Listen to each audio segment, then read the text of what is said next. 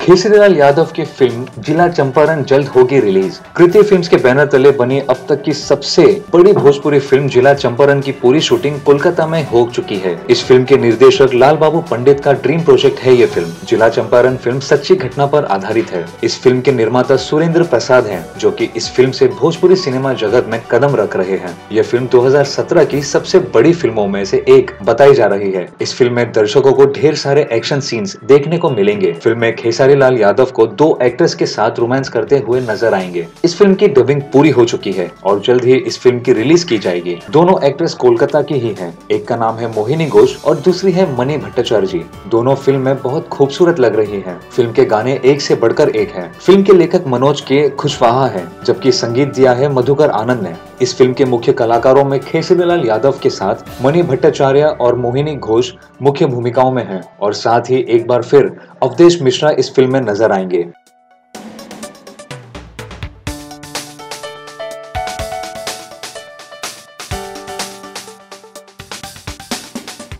तो आप कितने एक्साइटेड हैं इस फिल्म को देखने के लिए? शेयर कीजिए कमेंट बॉक्स में और भोजपुरी जगत की तमाम ऐसी चटपटी खबरों के लिए सब्सक्राइब करें हमारा चैनल स्पाइसी भोजपुरी।